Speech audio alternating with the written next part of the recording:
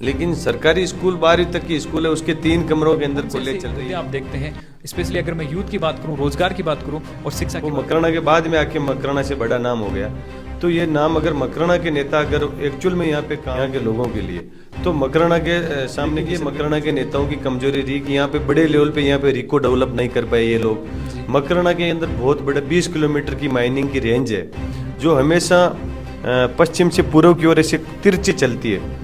तो उसके जो आगे की जो जगह होती है वो दूसरे लोगों की है, माइनिंग दूसरे लोगों की है, तो वह माइनिंग ढंग से लोग कर नहीं पा रहे।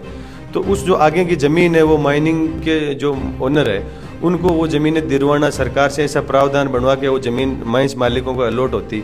तो माइंसों में जो आए दिन मजदूरों की मौत हो जाती है माइंसों में दब के, तो वो नहीं होती। जो माइंसों में जो खतरा है वो खतरा खत्म हो जाता अगर वो माइंसों को ज़मीन आगे दिलवा दे। तो अब भी अगर वो दिलवा दे तो आगे की जो मिट्टी है वो माइंस मालिक उठा देंगे। तो आने वाले टाइम में मजदूर भी आराम से काम कर पाएंगे और किसी प्रकार की ट्रेजेडी भी नहीं होगी।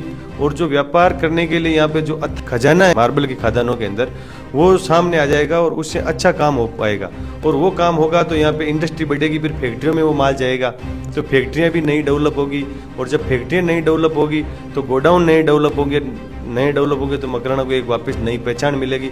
तो माइनिंग के लिए ये सबसे एक बड़ा मुद्दा हो सकता है, जिसको काम करने से एक रोजगार का एक बहुत बड़ा सिस्टम यहाँ पे के अंदर भी हो सकता है। लेकिन यहाँ पे माहौल उस तरह का जो पूर्व में जो नेता थे वो नहीं क्रिएट पानी के लिए यहाँ पे अब जाके पिछली बीजेपी की सरकार के अंदर लोगों को पानी ढंग से मिलने लगा, नहीं पहले पानी भी नहीं। अगर सिंचाई का पानी किसानों को नहर के माध्यम से अगर मकराना को जोड़ दिया जाए, किसानों को बहुत बड़ा रोजगार, यहाँ पे गाँव के अंदर भी बहुत बड़ा रोजगार मिल जाएगा। युवाओं में जो पढ़ाई के अंदर अगर अपना भविष्य नहीं बना पाते तो वो खेती किसानी में भी अच्छा अपना भविष्य बना सकते हैं।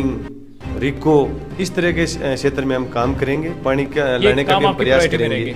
बिल्कुल, ये सारे काम प्रायोरिटी में रख के हम काम करेंगे ताकि आम जनता को उसमें राहत मिले।